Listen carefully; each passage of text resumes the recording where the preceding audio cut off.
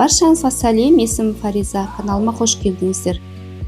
Бүгін әлемге әйгілі фетучини пастасын үй жағдайында дайындап көрейік. Видеоны соңына дейін көріп, каналыма тіркеліп отырыңыздар.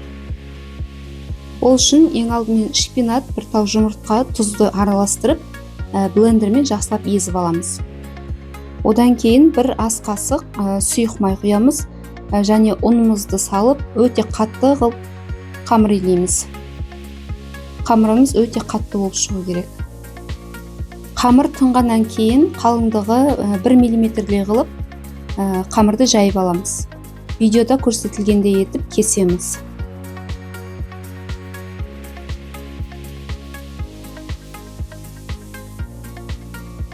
Таспалардың қалыңдығы шамамен 5-7 см болу керек.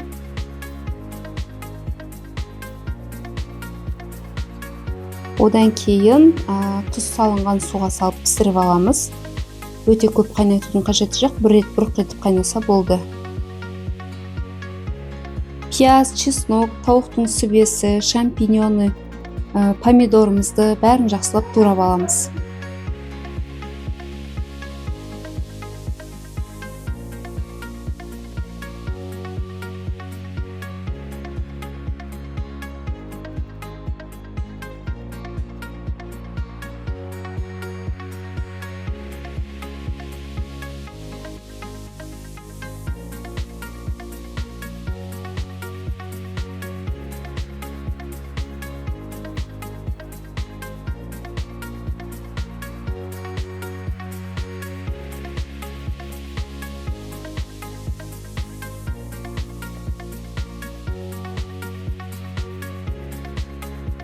Табамызды қыздырып қойып, майды құйып, пияздан бастап жақсылап қуырамыз.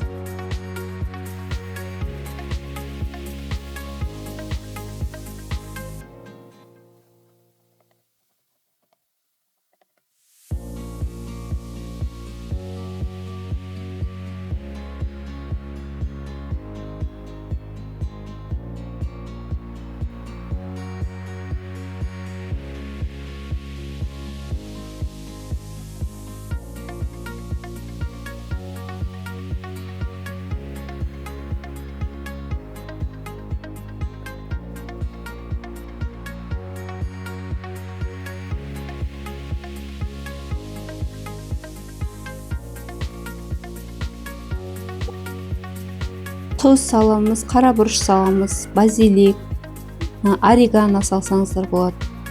Өздеріңізге ұнайтын дәмдеуіштеріңізді салып осы жерде қуырып аламыз. Чесногымыз салып қуырып, бәрі дайын бола бастаған кезде бір ас қасық ұнды қосып қуырып жібереміз және үстінен су құямыз.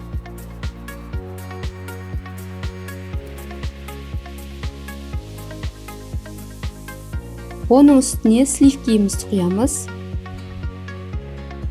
Жақсылап араластырып аламыз. Қайнағаннан кейін бетіне пармезан сыр өткіземіз кішкене. Соусымыз дайын болды. Оның үстіне пастамызды салып, бір рет бұрқ еткізіп қайнатып аламыз. Базилик, чесноктың иісі бұрқыраған әдемі дәмді паста болып шықты. Сіздер де дайындап көріңіздер. Видео ұнаса каналыма тіркеліп, лайк басып қоюды ұмытпаңыздар.